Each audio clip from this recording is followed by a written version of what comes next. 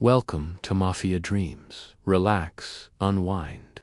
Tonight, we're traveling to the narrow, winding streets of 18th century Naples, where something was taking shape in the prison cells and back alleys.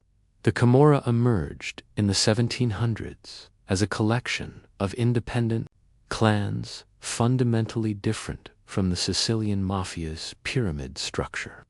While most people know about the Sicilian Mafia, this other Italian criminal organization has been quietly operating for over 300 years.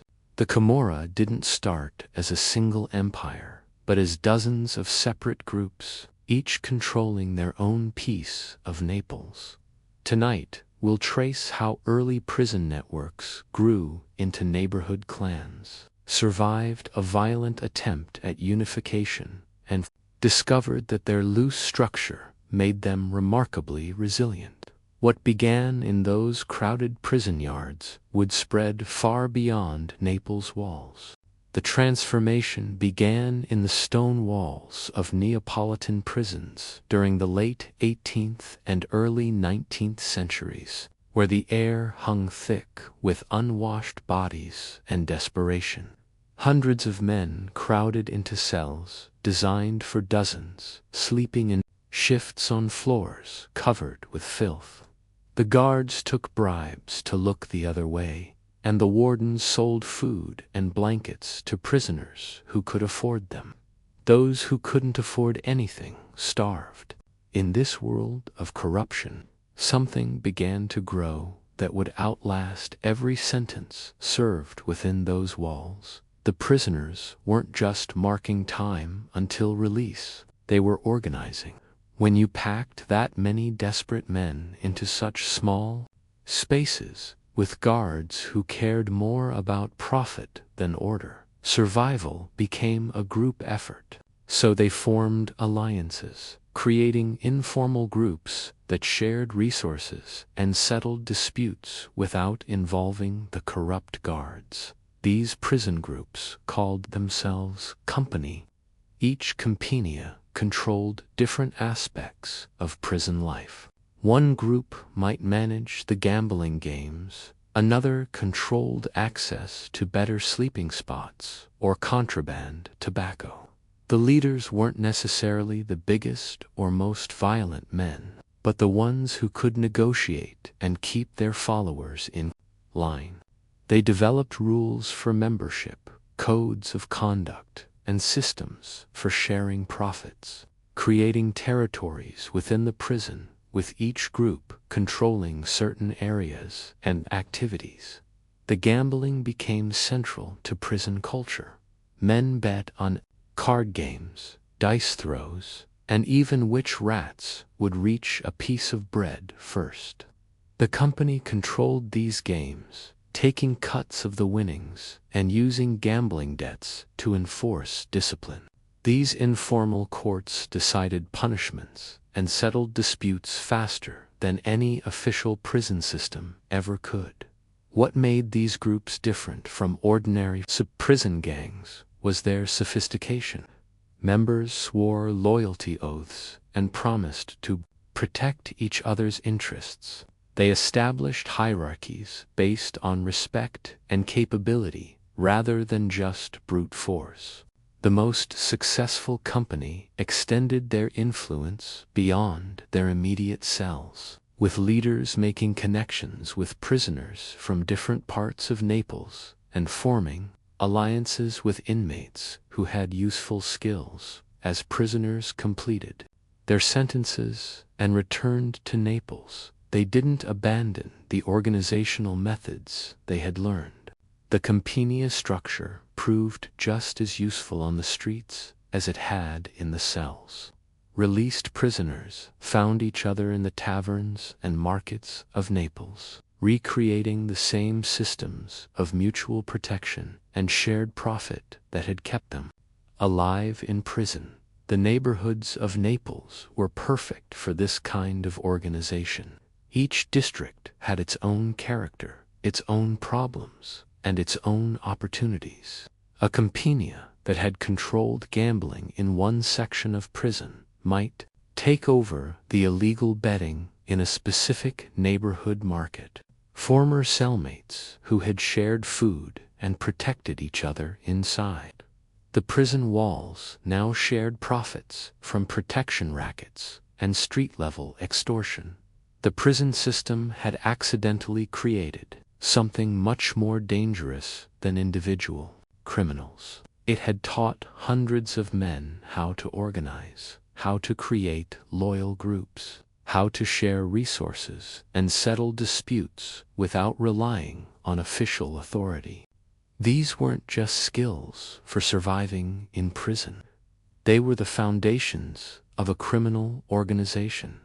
The guards and prison administrators never understood what they were witnessing. They saw the company as just another way prisoners passed time, no different from the gangs that formed in any overcrowded jail. But the inmates were building networks that would stretch across Naples and eventually across the world. They were learning that small, independent groups could be more flexible and harder to destroy than large, centralized organizations. Each compagnia developed its own methods and territories, but they all shared the same basic structure learned in those prison cells. They valued loyalty above all else, settled disputes through internal courts, and maintained their independence while cooperating when necessary. Members supported each other during hard times and shared profits during good ones. They created a parallel system of authority that competed with the official government. The former prisoners brought these methods to neighborhoods across Naples, adapting prison hierarchies to street life. They recruited new members from the same desperate conditions that had originally landed them in prison. Poor young men with few legal opportunities and plenty of reasons to distrust official authority. The company offered protection, profit, and respect to people who had been given none of these things by legitimate society. Prison had taught them that survival required organization, that small groups could accomplish more than individuals, and that loyalty and respect mattered more than formal titles or official recognition. Most importantly, it had shown them that decentralized power could be more resilient than centralized control. When one compagnia was broken up, the others continued operating independently. By the 1820s, these evolving criminal networks had become sophisticated enough to attract official attention. Police records from this period document their internal tribunals and formal statutes, including the Gran Mama leadership structure and the Freno disciplinary code. The Bourbon authorities were finally beginning to understand that their prison system had become a criminal academy, training generations of organized criminals in methods they would use to build Naples' most enduring criminal empire. But what would this growing network of former prisoners eventually call themselves? The answer to that question reveals something fundamental about their true nature. The word itself carries layers of mystery that historians still debate today. Each theory about the origin of Camorra points to a different aspect of what these groups would become, and the uncertainty reveals something important about their secretive nature. The most colorful theory connects the name to a piece of clothing. In the narrow streets of 19th century Naples, young toughs wore a specific type of short jacket called a Camorra. These jackets became a uniform of sorts, marking men who lived outside the law and made their money through violence and intimidation. The Camorra was practical for street fighting, short enough not to restrict movement, sturdy enough to last through rough encounters, and distinctive enough to signal membership in Naples' criminal underworld. Another theory traces Camorra to the card games and dice throws that filled the taverns and back alleys of Naples. Street gambling used terms that evolved from various dialects, and some scholars believe Camorra emerged from the vocabulary of these illegal betting operations. The word might have described a specific type of game, a betting system, or the group of men who controlled gambling in a particular area. The Spanish connection offers a different angle entirely. For centuries, Spanish rulers controlled Naples and left their mark on the local language. Some linguists argue that Camorra evolved from Spanish terms related to fighting or quarreling. The Spanish word Camorra meant a quarrel or dispute, which fits with groups that made their living by either starting conflicts or resolving them for a price. French influences also shaped Neapolitan dialect during various occupations, and some scholars point to French words related to chambers or rooms where secret meetings took place. Perhaps Camorra originally described these hidden meeting places before it came to mean the organizations themselves. The historical record provides some anchoring points in this etymological puzzle. The word Camorra first appeared in official documents as early as 1735 in a royal decree authorizing gambling houses. Much later, 19th century police reports used the same name for organized criminal groups. This suggests the term had a long evolution from legitimate gambling contexts to criminal organizations. The first detailed police documents mentioning Camorra groups by name appeared in the 1820s, when Bourbon authorities began trying to understand these growing criminal networks. These early reports describe Camorra groups operating in specific neighborhoods, controlling markets, and settling disputes through their own informal courts. But the documents don't explain where the name came from, suggesting it was already established in common usage. What makes the naming mystery more complicated is that different neighborhoods might have used different terms for similar groups. Naples was a city of distinct districts, each with its own dialect and customs. A group called Camorra in one area might be known by another name just a few streets away. The secrecy that surrounded these groups also makes tracing their name more difficult. Unlike legitimate organizations that keep records and document their history, criminal groups had every reason to hide their origins and avoid creating written evidence of their activities. Looking at all these theories together, historians remain divided, but the gambling connection emerges as particularly compelling. Gambling required the same skills that made the Camorra successful in other areas: the ability to assess risks, manage money, maintain discipline among participants, and enforce payment of debts.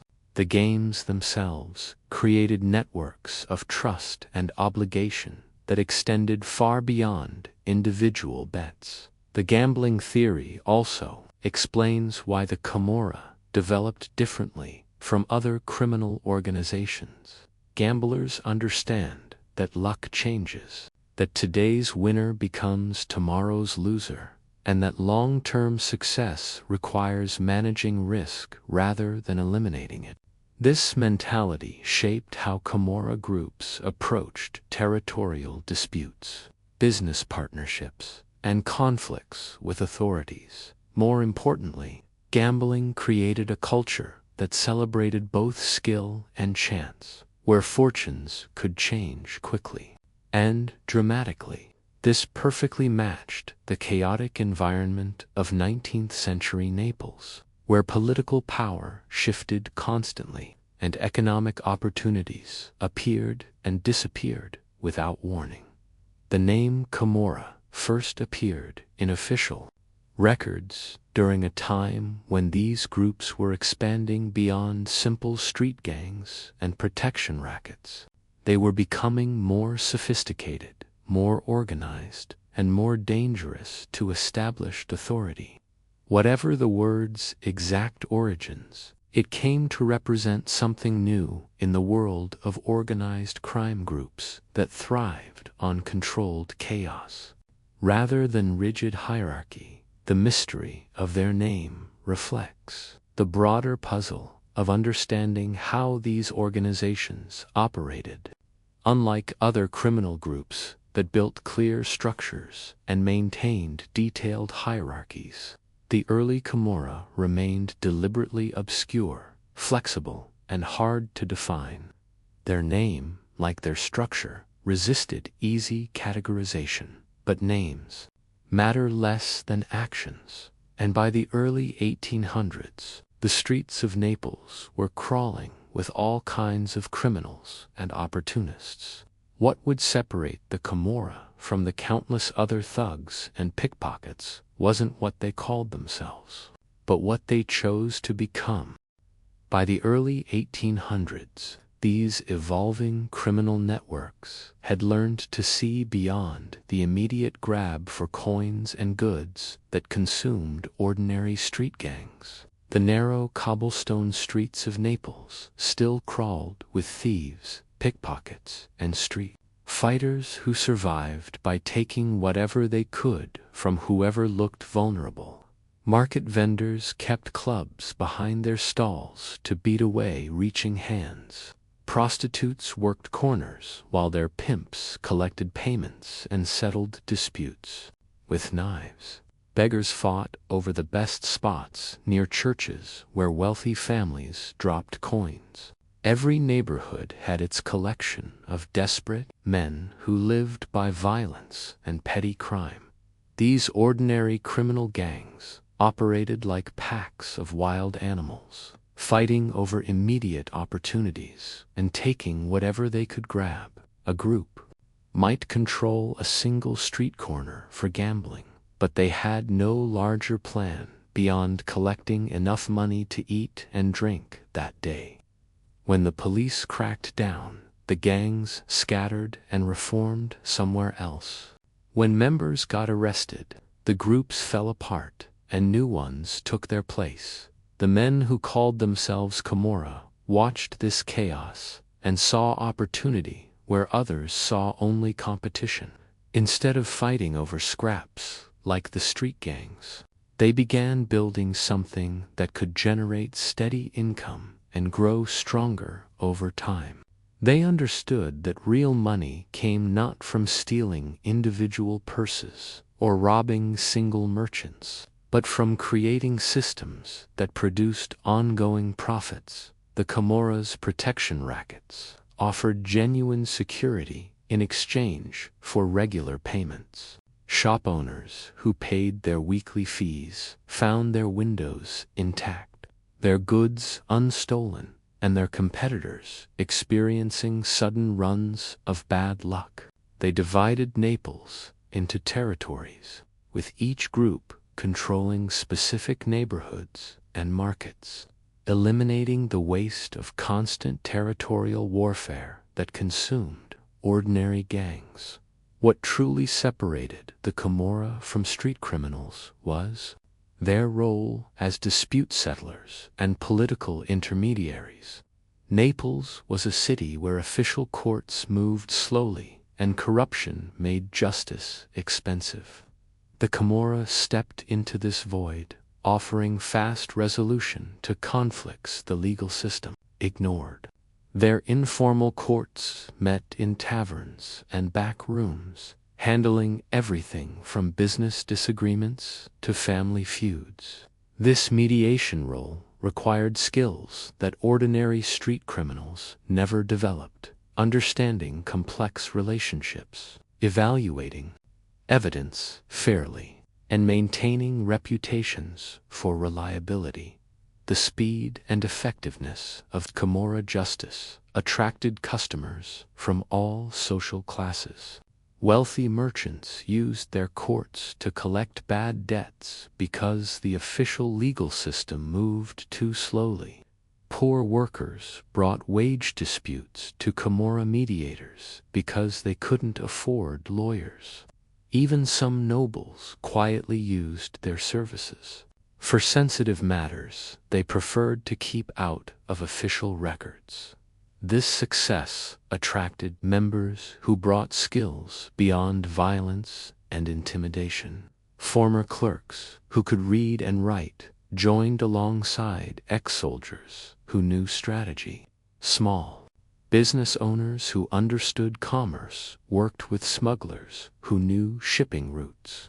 Each new member brought connections to different parts of Neapolitan society, expanding the Camorra's reach and capabilities. The Camorra cultivated political contacts throughout the 19th century, and investigations later documented extensive patronage and collusion in municipal affairs.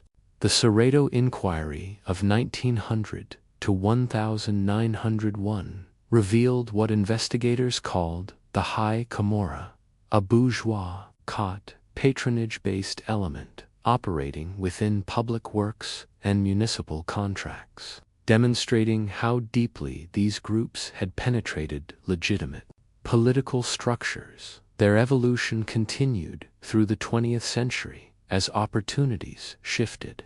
From the 1950s to the 1980s, cigarette smuggling transformed Naples into a major contraband hub. The famous Scoffy Blue fast boats, designed for smuggling runs, became symbols of this era, and cigarette smuggling became a significant economic lifeline for the region. This represented the same pattern of adaptation that had always defined the Camorra, identifying profitable opportunities and building sophisticated operations around them. Unlike simple criminal gangs that remained parasites, living off theft and extortion, the Camorra became problem solvers, mediators, and power brokers. They provided services their communities actually wanted and needed. This transformation required more than just criminal skills. It demanded loyalty, secrecy, and shared commitment to something larger than individual profit. The Camorra also served as intermediaries between different social classes that rarely interacted directly. Nobles who needed discreet services could approach Camorra leaders without dealing directly with the criminal underworld. Middle-class merchants who wanted protection found the Camorra more approachable than corrupt government officials. Poor workers who needed jobs or loans discovered that Camorra connections could open doors that remained closed otherwise. This intermediary role generated enormous influence that went far beyond simple criminal profit. Camorra leaders knew which nobles had gambling debts, which merchants were struggling financially, and which officials could be influenced. They understood the hidden relationships and secret agreements that made Naples function beneath its official surface. The transformation from scattered groups of ex-prisoners into sophisticated criminal organizations that provided genuine services required something more than shared criminal interests. It demanded rituals and ceremonies that could bind men together with loyalty stronger than blood, oaths more sacred than law, and secrets that would be carried to the grave. The basement of the tavern on Via dei Tribunali filled with men who understood that joining the Camorra required more than criminal skills or street connections. Heavy wooden tables had been pushed against the walls, leaving an empty circle in the center of the stone floor. Shadows danced on the walls as candles flickered, and the sound of footsteps echoed from the street above where late-night revelers stumbled home. But down in this hidden room, something transformative was about to happen that would bind men together. With obligations stronger than family ties, the candidate stood in the center of the circle, flanked by two sponsors who had vouched for his character and promised to guide him through what came next. He had already proven himself through months of small tasks and demonstrations of loyalty. He had kept secrets, shown courage under pressure, and demonstrated the kind of judgment that marked him as worthy of trust. Tonight, he would either become part of something larger than himself, or he would be turned away forever. The ceremony began with questions that tested not just knowledge but understanding. The candidate had to explain why honor mattered more than profit, why the group's survival took priority over individual desires, and why certain rules could never be broken, regardless of personal cost. These weren't simple recitations of memorized answers. The men conducting the ceremony watched his face, listened to the tone of his voice, and evaluated whether he truly grasped the weight of what he was requesting. Initiation rituals documented in 1842 statutes show how these ceremonies created lasting bonds through formal oaths and sacred commitments.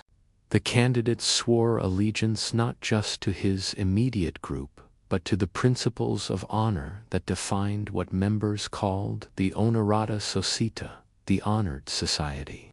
These oaths established omerta as a central value, creating a culture of silence and internal justice that would define Camorra operations for generations.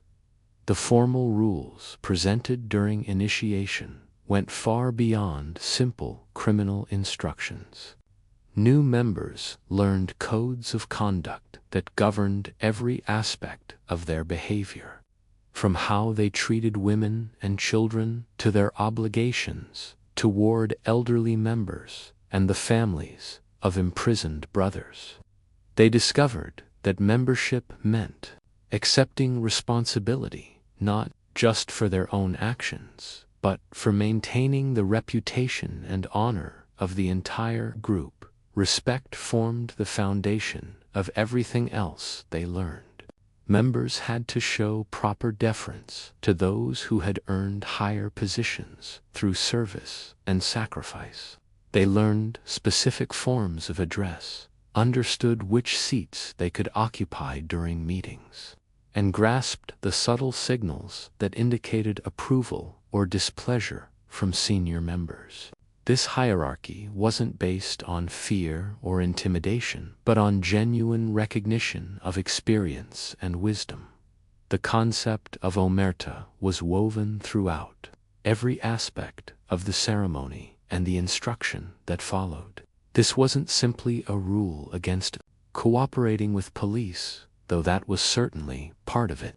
Omerta represented a complete philosophy about handling conflicts and protecting the group from outside interference. Members learned that some things were never discussed with outsiders, that certain problems had to be solved internally, and that betraying the confidence of brothers was worse than any external threat. Silence extended beyond legal matters to include personal disputes, business arrangements, and family problems.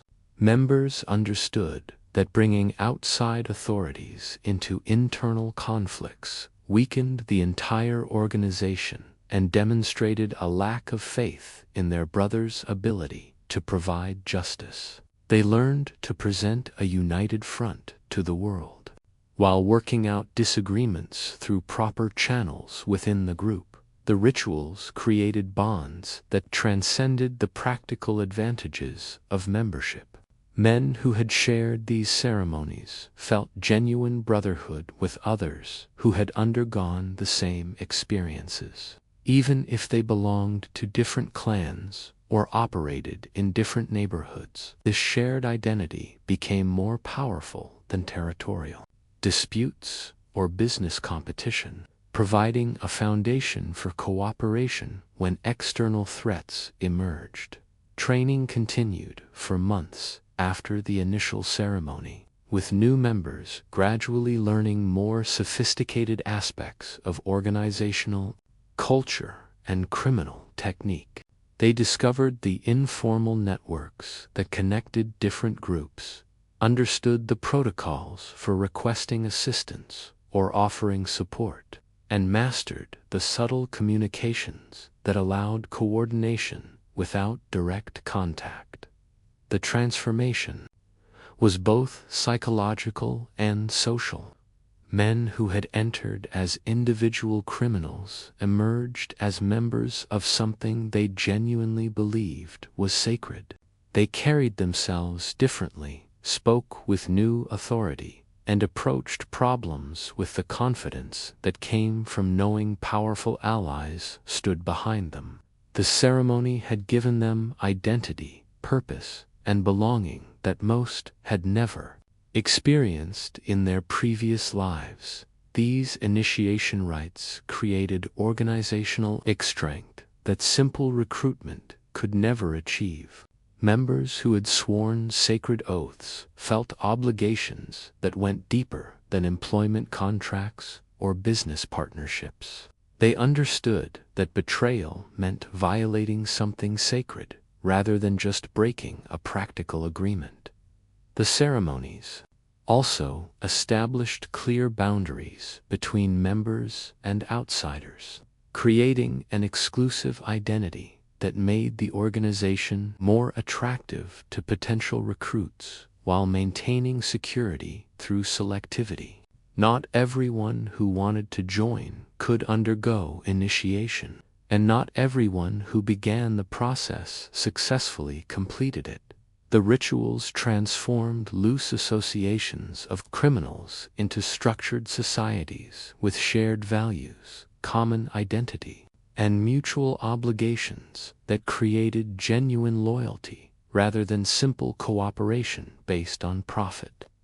These bonds would prove crucial as the Camorra faced decisions that would shape their future for centuries to come.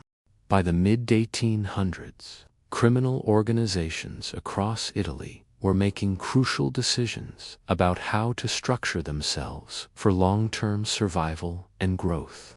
In Sicily, the emerging mafia was building hierarchical pyramids with clear chains of command. From top to bottom, each family had a boss who made major decisions, underbosses who carried out orders, and soldiers who handled daily operations. This centralized approach created efficiency and coordination that allowed Sicilian families to control large territories and major criminal enterprises. The 'Ndrangheta in Calabria followed similar principles, creating blood-based family structures where power passed through generations and major decisions flowed from established leadership to lower-ranking members.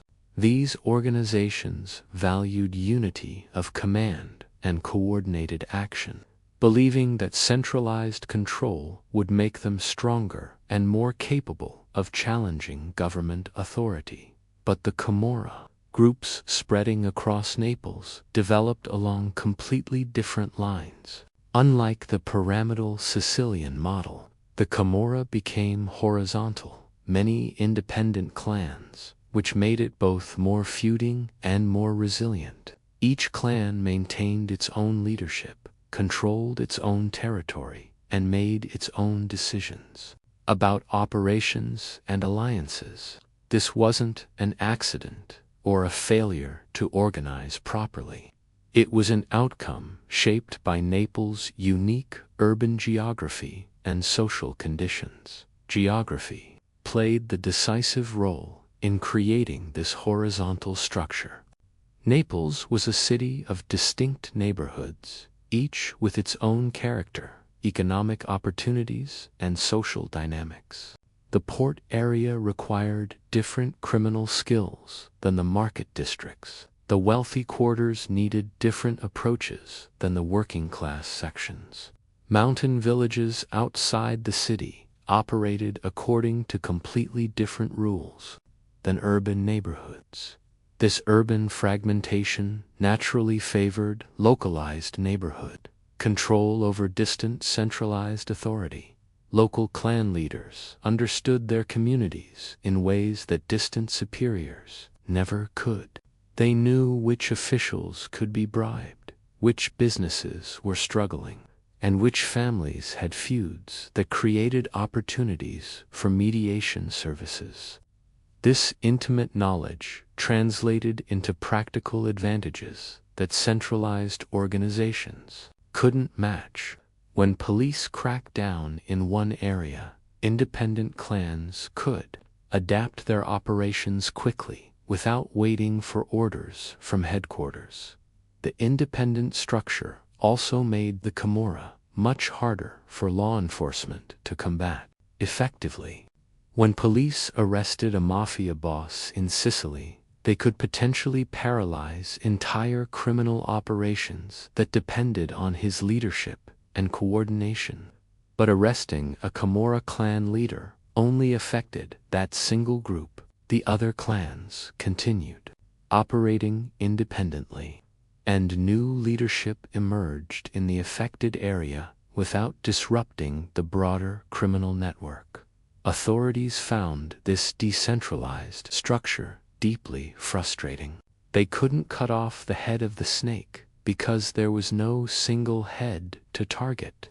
As one prosecutor later described it, the Camorra resembled a hydra. Cut off one head and two more would grow back. Police investigations that worked against hierarchical organizations failed against the Camorra's scattered, autonomous groups. Even when investigators successfully penetrated one clan, they gained limited intelligence about other groups that operated independently. The clan structure also strengthened community ties that provided both protection and recruitment opportunities. Each group was deeply embedded in its neighborhood, with members who had grown up in the area and understood local customs, relationships, and opportunities. These weren't outsiders imposing control from above, but local men who had earned respect and authority within their own communities. Family connections and childhood friendships created networks of trust and loyalty that formal organizational structures couldn't replicate. Clan members protected each other, not just because of criminal obligations, but because of genuine personal relationships that stretched back years or even generations. This made betrayal less likely and cooperation more reliable than simple business partnerships. The autonomous decision-making that came with independence allowed each clan to specialize in whatever criminal activities worked best in their particular environment. Porteria groups focused on smuggling operations that took advantage of their location and connections. Market district clans specialized in protection rackets and dispute resolution services that matched local commercial needs. Rural groups developed expertise in cattle theft and highway robbery that suited their geographic advantages. This specialization made the overall Camorra network more resilient and adaptable. If changes in law enforcement or economic conditions made one type of criminal activity less profitable, the clans involved could shift to other operations, while groups in different areas continued their existing activities. The decentralized structure spread risk across multiple independent operations rather than concentrating it in a single organizational hierarchy. But independence also created significant weaknesses. Coordination between clans required constant negotiation rather than simple command and control. Territorial disputes erupted regularly when boundaries became unclear or when opportunities created competition between neighboring groups. Resources that could have been pooled for major operations remained scattered across individual clans with limited capabilities. Most importantly, the independent structure made large-scale strategic planning nearly impossible. The Camorra could never mount the kind of coordinated challenges to government authority that centralized organizations managed elsewhere. They remained primarily focused on local operations and immediate opportunities rather than long-term political or economic goals.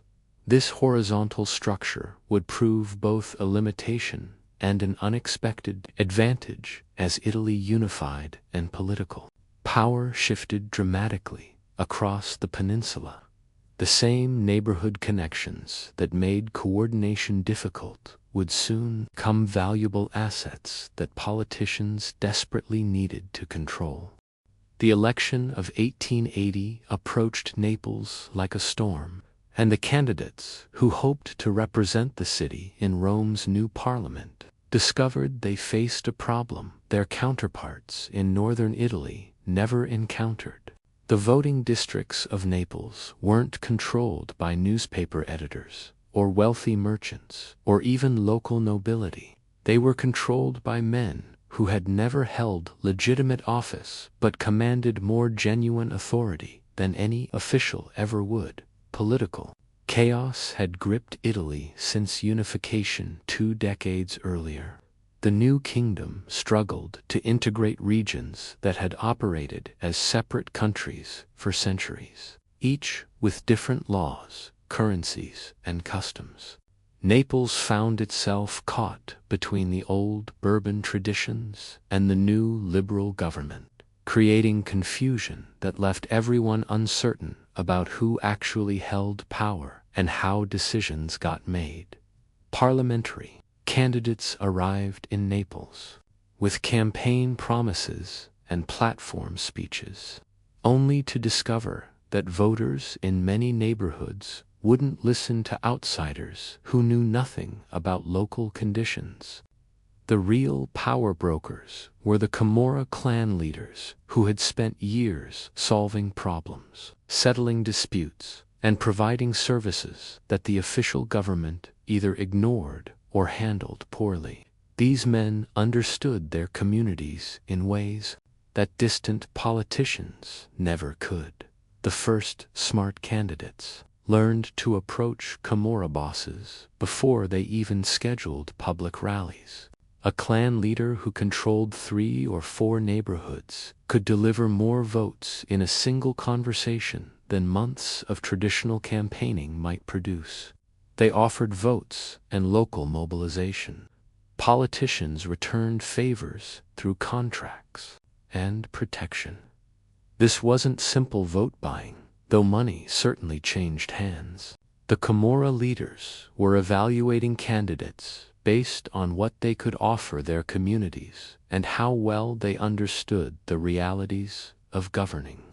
Naples, this political courtship, created a new class of Camorra leadership that historians would later call the High Camorra.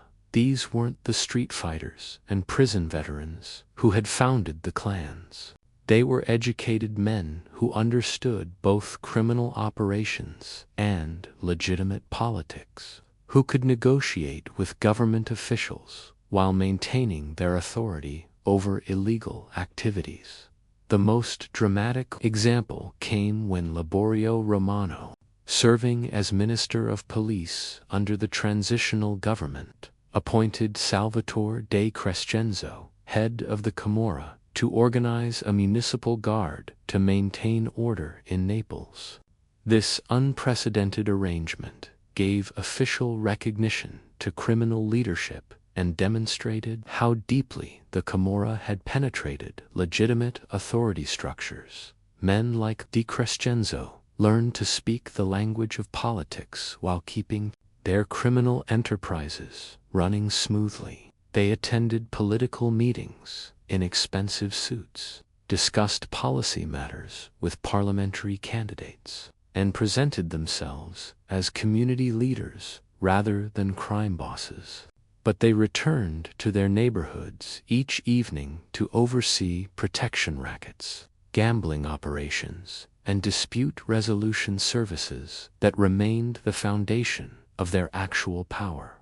The relationship between politicians and Camorra leaders quickly evolved beyond simple vote trading. Public construction projects offered enormous opportunities for criminal profit, and the clan bosses who had helped elect officials expected consideration when contracts were awarded. Roads needed building, harbors required dredging, and public buildings demanded construction.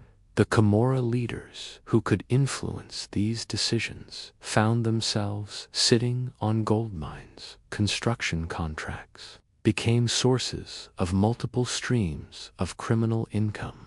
Camorra-connected companies submitted winning bids for public projects, often after competitors received visits that convinced them to withdraw their proposals or submit higher prices. Workers on these projects paid protection fees to ensure their safety and job security. Materials frequently disappeared from construction sites, only to reappear in private projects at reduced prices. The most sophisticated Camorra leaders learned to create legitimate front companies that could win government contracts through proper procedures, while generating profits that funded their illegal activities. These businesses provided cover for money laundering, employment for clan members who needed respectable jobs, and platforms for developing relationships with honest businessmen who might prove useful later. Political integration strengthened the Camorra's position in ways that pure criminal activity never could have achieved. Government officials who owed their positions to Camorra support found themselves obligated to ignore certain criminal activities or provide advance warning of police operations. Judges who wanted to maintain good relationships with powerful political allies learned to interpret laws in ways that favored Camorra interests. The lines between legitimate governance and criminal enterprise blurred so completely that many observers lost track of where one ended and the other began. Later inquiries showed pervasive patronage and channels by which Camorra influence reshaped municipal politics. City council meetings included discussions of policies that everyone knew would benefit specific Camorra clans. Public works projects followed routes that happened to pass through neighborhoods controlled by politically connected crime bosses. The Cerrado Inquiry of 1900-1901 would later document this systematic infiltration, revealing how the High Camorra had created an entire patronage network that fed off public works and municipal bureaucracy. The investigation showed how criminal organizations had transformed themselves from street gangs into sophisticated political machines that operated within the official government structure. This integration created a system where the Camorra didn't have to fight government authority because they had become part of it. Instead of challenging official power, they learned to work within it and shape it to serve their purposes. The independence that had made them resilient against law enforcement pressure now made them valuable allies for politicians who needed local support. The protection this political integration provided proved more valuable than any amount of bribery or intimidation could have purchased. Politicians who depended on Camorra votes for their careers had strong incentives to ensure that police crackdowns didn't go too far or last too long. Prosecutors who wanted to maintain good relationships with powerful political figures learned to focus their attention on criminals who lacked political connections. The Camorra had discovered something that pure criminal organizations never achieved. They had made themselves indispensable to the legitimate power structure rather than simply parasitic upon it. Politicians needed their votes, businessmen wanted their services, and even honest citizens often found their dispute resolution more effective than official courts. This transformation from criminal outsiders to political kingmakers positioned the Camorra perfectly for the moment when Italy's new government would attempt to extend its authority throughout the fractured South. When the proclamation came from Turin on March 17, 1861, declaring the birth of the Kingdom of Italy under Victor Emmanuel II, government officials celebrated unifying a peninsula divided for over 1,000 years. But the ministers who drafted integration plans had never walked the narrow streets of Naples or tried to collect taxes from southern populations who spoke dialects they couldn't understand. They assumed that sending northern administrators and posting new laws would transform centuries of local customs into modern Italian governance. The reality proved far more complicated than the proclamations suggested. Southern Italy had operated under completely different legal systems, with Bourbon laws that bore little resemblance to the codes being imposed from the north. Property ownership followed ancient customs that had never been officially recorded. Local dialects made communication between government officials and citizens nearly impossible. Tax collection systems that worked in Piedmont failed completely when transplanted to regions where most people had never paid direct taxes to any central authority. The new Italian state faced immediate resistance from populations who saw unification not as liberation but as conquest by foreign rulers who understood nothing about their lives. Former Bourbon officials lost their positions to northern appointees who arrived with little knowledge of local conditions. Traditional power structures were dismantled without replacement systems that could actually function in southern communities. This administrative chaos created opportunities that the Camorra had never imagined possible. The Camorra had already established connections with liberal opposition groups during the 1840s and 1860s, helping gather popular support against Bourbon rule. Figures like Ciccio Capuccio had gained recognition in that era as intermediaries between political movements and street-level power. After 1861, as local institutions were reshaped, the Camorra developed into essential power brokers who could bridge the gap between official policy and community reality. Northern administrators who couldn't speak local dialects required translators and guides. Tax collectors needed protection from hostile populations. Judges required assistance understanding local customs and relationships that influenced every legal dispute. The Camorra leaders, who had already established themselves as community authorities, found government officials approaching them for help with basic administrative functions. A clan boss, who controlled several neighborhoods, knew which families could afford new tax assessments and which ones would resist violently. He understood local property disputes better than any outside judge could learn from written records. He could identify which officials could be trusted and which ones needed watching. What started as informal consultation quickly evolved into systematic cooperation. Some officials relied on clan leaders for local control, following the precedent set when Liborio Romano appointed Salvatore de Crescenzo to organize municipal guards. This arrangement demonstrated how deeply criminal leadership had penetrated legitimate authority structures. with government officials finding these relationships more effective than traditional administrative methods. Tax collection became a particularly lucrative area of cooperation. The new Italian state needed revenue to fund its military and administrative expansion.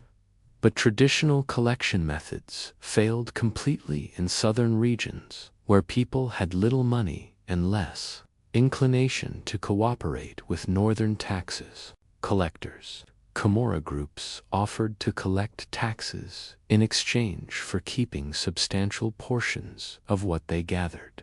Government officials who faced impossible collection quotas found these arrangements irresistible. The Camorra approach to tax collection proved remarkably effective. They understood exactly which families and businesses had money and which ones genuinely couldn't pay. They knew how to negotiate payment plans that kept revenue flowing without destroying local businesses. Most importantly, they could enforce collection through methods that government officials preferred not to know about, but greatly appreciated the results of. Dispute resolution provided another avenue for official recognition and expansion. The Italian legal system struggled to handle the volume of cases that unification created, particularly property disputes and commercial disagreements that required understanding of local customs and relationships. Camorra leaders who had operated informal courts for years found themselves serving as official mediators and arbitrators in many cases. These arrangements gave Camorra operations a veneer of legitimacy that transformed how they operated and how communities viewed them. A clan leader who had been collecting protection money as a criminal enterprise could now present himself as an officially recognized intermediary or mediator. The same activities that had once been purely illegal now carried government sanction and approval. The expansion beyond Naples happened naturally as the Italian government faced similar problems throughout the Campania region. Rural areas that had never seen effective central government control needed the same kind of local intermediaries that had proved so useful in the city. Camorra leaders who had connections in mountain villages and coastal towns found opportunities to establish operations in communities that offered new sources of profit and influence. Small towns throughout Campania discovered that having Camorra connected officials could provide advantages in dealing with the new Italian bureaucracy. These officials knew how to navigate government procedures, had connections with administrators in Naples and Rome, and could protect local interests from hostile policies imposed by distant authorities. Communities that might have resisted criminal infiltration welcomed it when it came with official government approval. The Italian state had inadvertently created a system where criminal organizations received official recognition and territorial expansion in exchange for providing services that the government couldn't deliver through legitimate means. Instead of eliminating the Camorra, unification had given them unprecedented opportunities for growth and legitimization. This transformation positioned the Camorra perfectly for the dramatic changes that would reshape organized crime in the 20th century, when new opportunities would emerge from the chaos of war and reconstruction. Cigarette rationing after World War II created enormous black market profits that Camorra clans quickly recognized as unprecedented opportunity.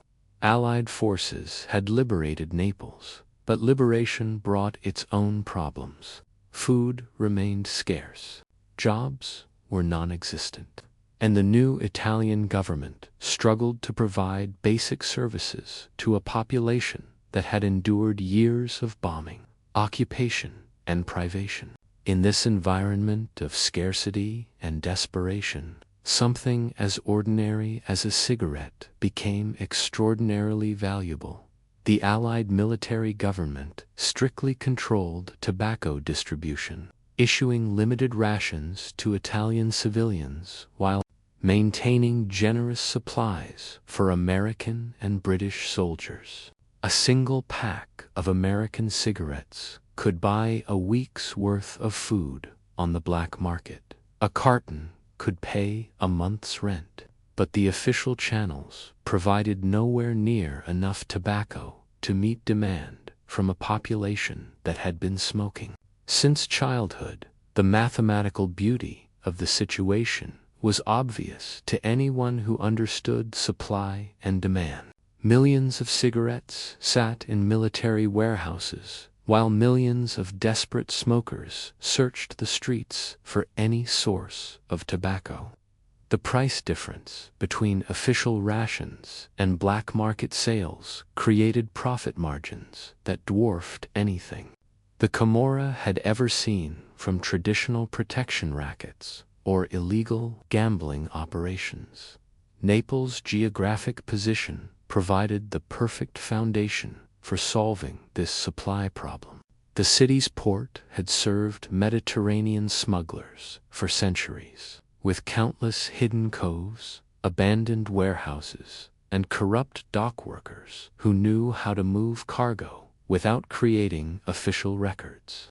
The Camorra clans that controlled different sections of the waterfront already understood the basic principles of contraband operations from their experience with pre-war alcohol and luxury goods. Smuggling Camorra clans organized smuggling operations by sea using fast boats and established port networks to move contraband efficiently. The famous Scoffy blue, sleek, powerful boats designed specifically for smuggling runs became symbols of this era. These vessels could outrun Coast Guard patrols and navigate shallow coastal waters that larger enforcement ships couldn't access. Figures like Michele Zaza and Pio Vittorio Giuliano emerged as major players in these operations, demonstrating the sophisticated leadership that cigarette smuggling required. But cigarette smuggling demanded capabilities that traditional criminal operations had never needed. Moving thousands of cartons from ships to distribution points required sophisticated logistics planning. Coordinating with suppliers in other countries needed language skills and international connections. Managing the financial flows from such large-scale operations required accounting methods far more complex than simple extortion or gambling profits. The first successful tobacco runs taught Camorra leaders lessons that would reshape their entire approach to criminal enterprise. Speed mattered more than stealth when moving perishable contraband that needed to reach customers quickly. Reliable transportation networks were more valuable than individual acts of violence. Building trust with foreign suppliers required different skills than intimidating local shop owners. The profits from tobacco smuggling exceeded anything the clans had ever imagined possible. A single successful shipment could generate more income than a protection racket produced in months. The most successful operations brought in enough money to purchase trucks, boats, and warehouses that could be used for future smuggling runs. Some clan leaders found themselves managing budgets larger than those of legitimate businesses.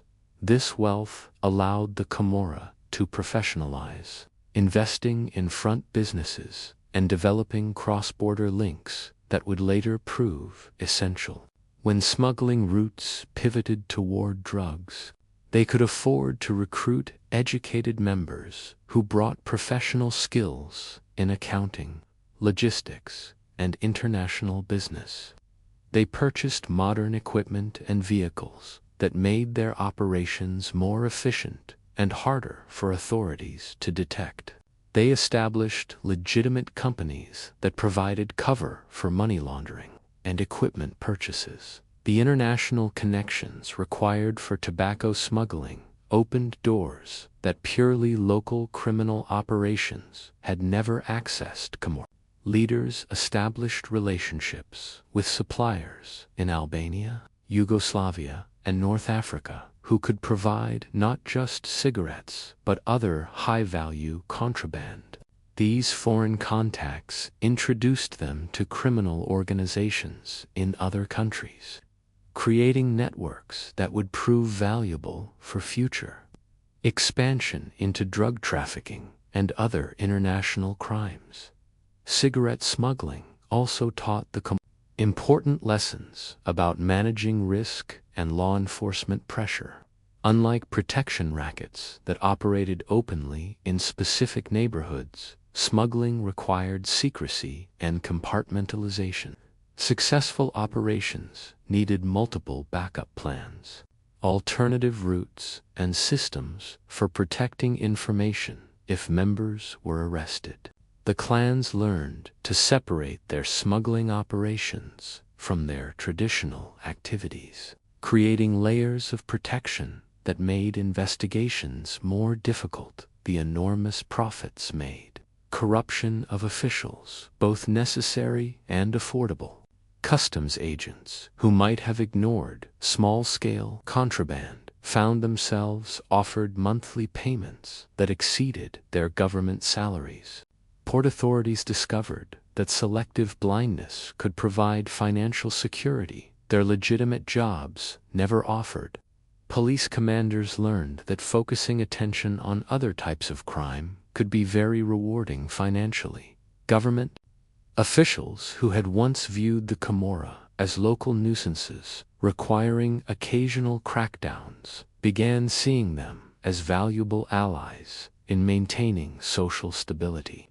The jobs created by smuggling operations provided income for thousands of families. In neighborhoods where legitimate employment remained scarce, many officials concluded that tolerating controlled criminal activity was preferable to dealing with massive unemployment and social unrest.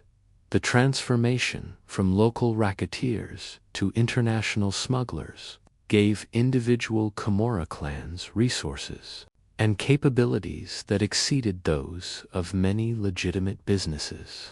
But it also created tensions within the traditional structure of independent clans that had served the organization well for over a century.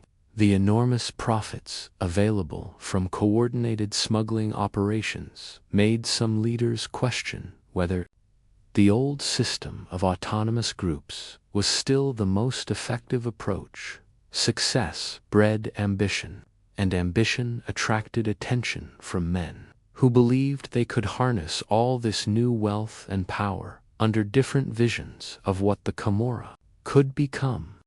Raffaele Cutolo sat in his cell at Poggiaril prison in 1970. Reading philosophy books and planning something that would shake the foundations of organized crime in southern Italy. Unlike the street-hardened bosses who had built the Camorra through violence and intimidation, Cutolo possessed a sharp intellect and university education that earned him the nickname the Professor. But his academic background masked ambitions that would make him the most dangerous man in Naples.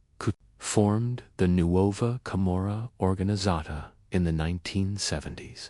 His bid for central control provoked widespread conflict and ultimately failed. He understood the Camorra's greatest weakness better than anyone who had come before him: the independent clan structure that had protected the organization for centuries also limited its potential power. While each group controlled its own neighborhood and operations, they remained small-scale enterprises focused on local opportunities rather than regional dominance. The professor saw what could be accomplished if all those scattered clans united under single leadership with coordinated strategy and shared resources. His vision extended far beyond simple criminal cooperation. Cutolo wanted to create a new kind of criminal organization that combined the Camorra's traditional strengths with modern organizational methods. He called his movement the Nuova Camorra Organizzata, the new organized Camorra, and he planned to build it into something that could challenge government authority across the entire south of Italy. The timing seemed perfect. The established Camorra clans had grown wealthy from tobacco smuggling, but they remained focused on their individual territories and traditional methods. Many of the older bosses had become comfortable with their existing arrangements, content to manage their protection, rackets, and smuggling operations without seeking expansion or innovation. Cutolo saw this satisfaction as weakness that could be exploited by someone with greater vision and ambition. Prison provided the perfect recruitment ground for his new organization. Cutolo surrounded himself with younger inmates who felt excluded by the established clan hierarchies or who had been rejected by traditional groups for various reasons. These men had nothing to lose and everything to gain from supporting a leader who promised them positions of power in a revolutionary criminal structure. His recruitment strategy focused on men from the most marginalized communities in Naples, particularly the poorest neighborhoods, where legitimate opportunities remained non-existent and resentment toward established authority ran deepest. These weren't the connected young men who typically joined established clans through family relationships or neighborhood ties. They were desperate outsiders who had been overlooked by traditional criminal organizations but possessed the hunger and ruthlessness that Cutolo needed for his plans. The professor offered his followers something the established clans never provided: a sense of purpose that went beyond individual profit. He presented the Nuova Camorra Organizzata as a movement that would transform southern Italy by replacing corrupt government institutions with criminal organizations that actually served their communities. His followers believed they were building something historically significant rather than just another criminal enterprise.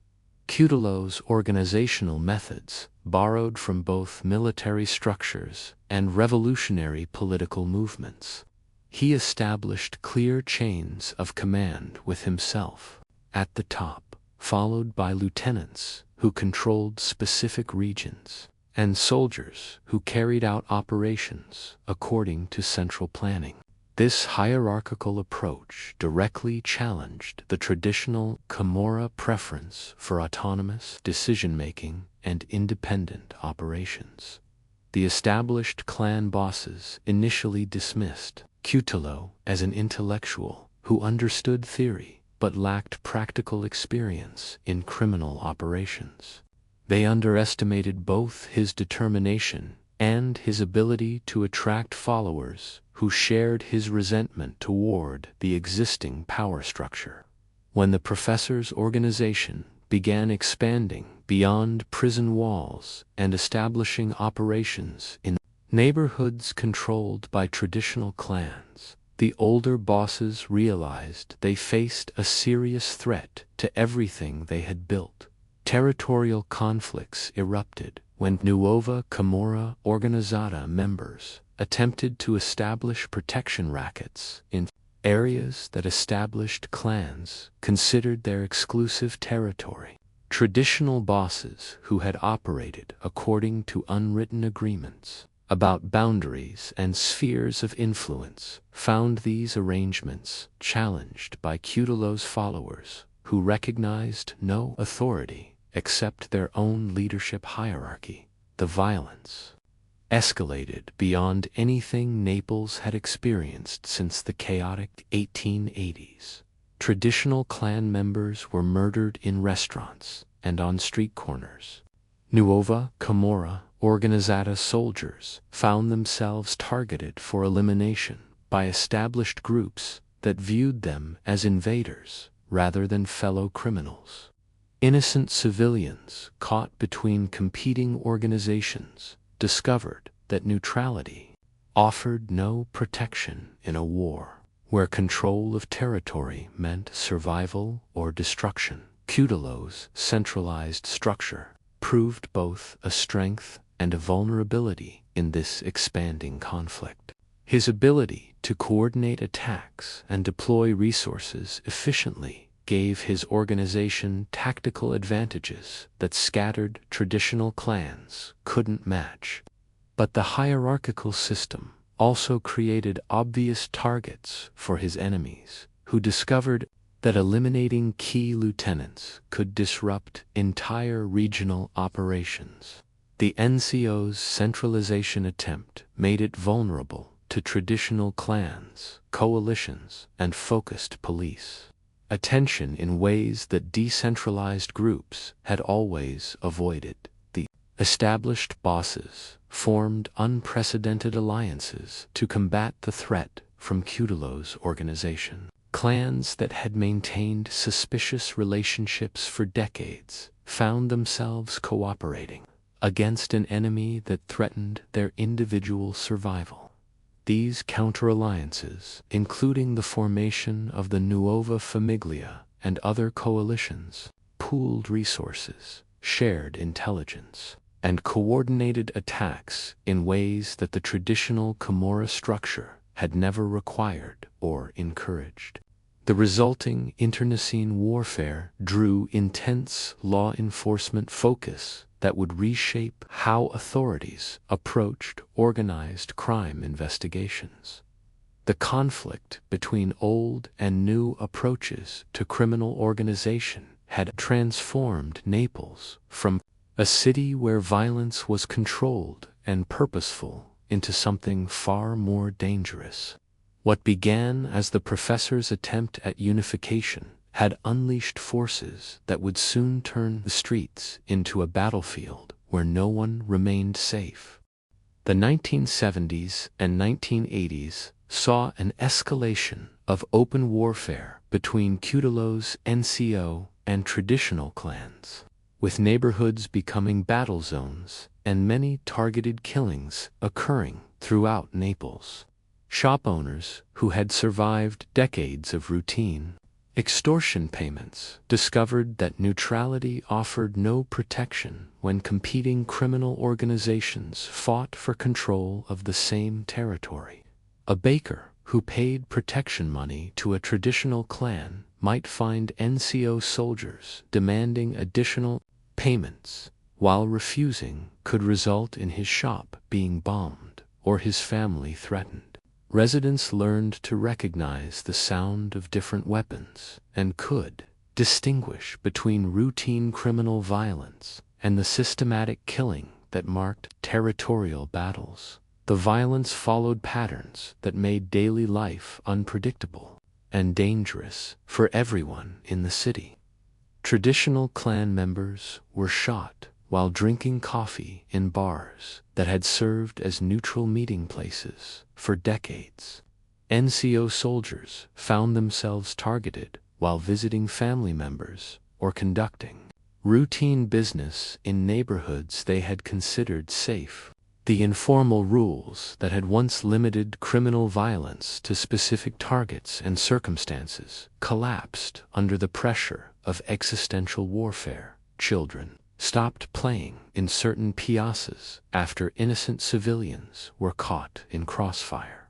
Elderly residents who had lived through World War II compared the atmosphere to the worst days of Allied bombing, when no place felt secure and everyone moved quickly between destinations. Schools dismissed students early when fighting erupted nearby, and parents kept their children indoors. During periods of intense conflict, the traditional clan bosses who had initially dismissed Cutolo as an impractical intellectual discovered that his centralized organization could coordinate attacks with devastating effectiveness. NCO hit teams struck simultaneously in multiple neighborhoods, overwhelming the scattered response capabilities of independent clans that had never needed to coordinate defensive operations. The professor's followers demonstrated discipline and strategic thinking that caught their enemies unprepared for sustained warfare, but the established clans possessed advantages that Cutolo's organization couldn't replicate. Their deep roots in specific neighborhoods provided early warning systems when NCO members appeared in their territory. Generations of family connections and community relationships created intelligence networks that penetrated every level of local society. Shop owners, taxi drivers, and even children became informal sentries who reported suspicious activity to clan members they had known since childhood. The turning point came when traditional bosses overcame centuries of independence and suspicion to form coordinated alliances against their common threat. Carmine Alfieri from the Nola area joined forces with Antonio Bardolino from Caserta, while Michel Zaza aligned his smuggling operations with other established leaders. These men had competed and sometimes fought each other for years, but Cutolo's challenge to the entire traditional system forced them to cooperate or face destruction individually. The united clans could match Cutolo's coordination while maintaining their superior local knowledge and community connections. They pooled resources to purchase weapons and vehicles that individual groups couldn't afford. They shared intelligence about NCO movements and planned joint operations that eliminated key Cutolo lieutenants systematically. Most importantly, they presented a unified front that convinced many fence-sitters that the traditional system would survive while Cutolo's revolution might not. The war reached its climax when both sides committed resources to decisive battles for control of the most profitable territories.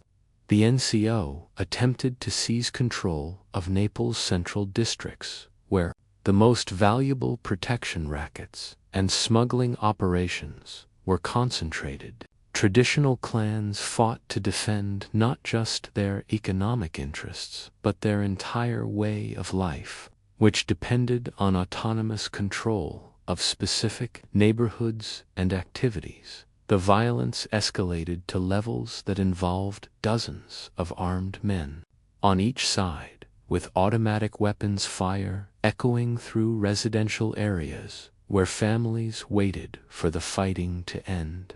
The police found themselves outgunned and overwhelmed by criminal organizations that possessed military-grade equipment and tactical capabilities that exceeded those of law enforcement agencies. Cutolo's centralized structure, which had initially provided tactical advantages, became a fatal weakness as the war continued.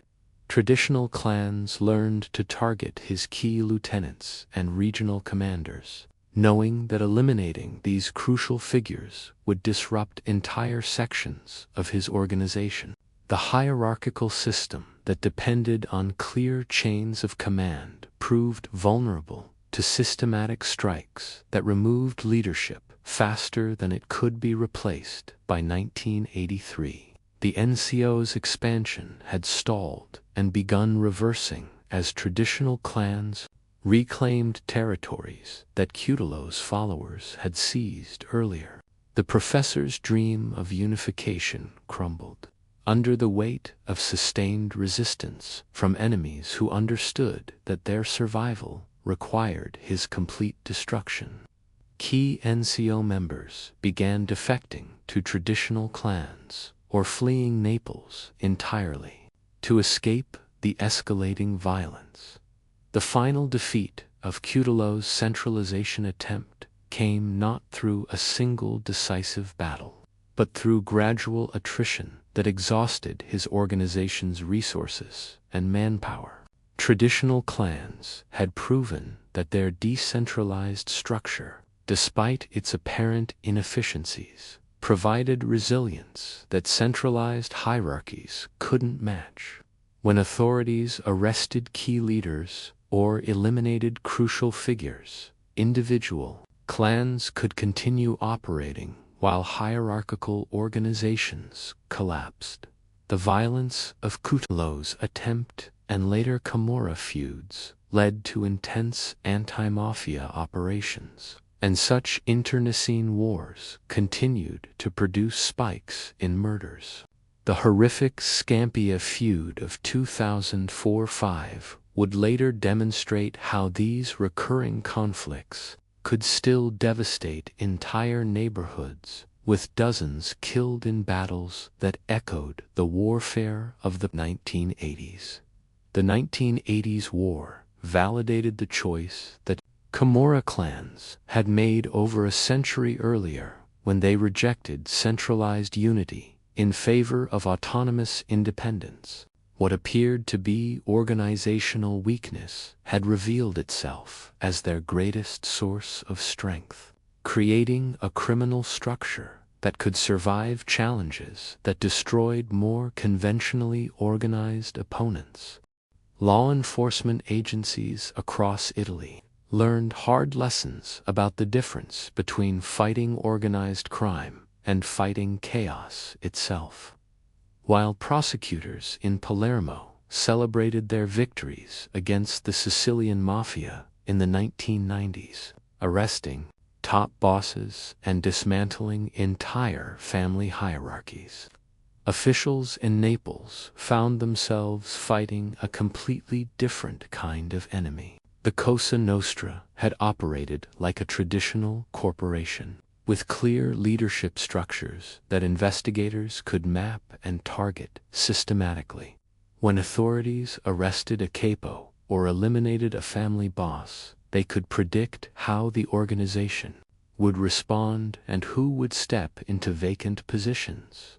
Logic suggested that the Camorra's chaotic structure would make them even easier to combat. Investigators assumed that criminal organizations without clear leadership and formal hierarchies would collapse faster than disciplined groups with established chains of command. Police strategies developed for fighting the mafia focused on identifying key figures whose removal would cripple entire criminal enterprises. These tactics had worked brilliantly against centralized organizations, leading to the arrests of hundreds of mafiosi and the destruction of criminal networks that had operated for generations. But when authorities applied the same methods to the Camorra, they discovered something that challenged everything they thought they understood about criminal organizations.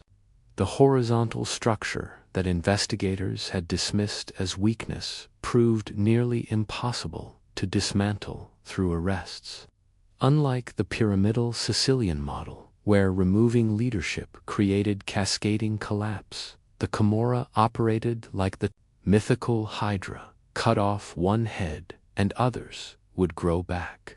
Individual clan arrests created temporary disruptions, but never achieved the systematic destruction that similar operations produced against hierarchical organizations. When police eliminated a Camorra boss, his neighborhood didn't become available for conquest by rival groups or government control.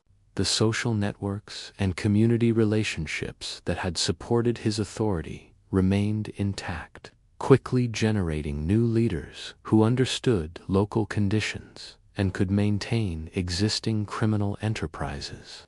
The lack of formal succession planning that seemed like organizational weakness actually provided extraordinary resilience against external attack. This decentralization created the first key advantage: resilience through redundancy.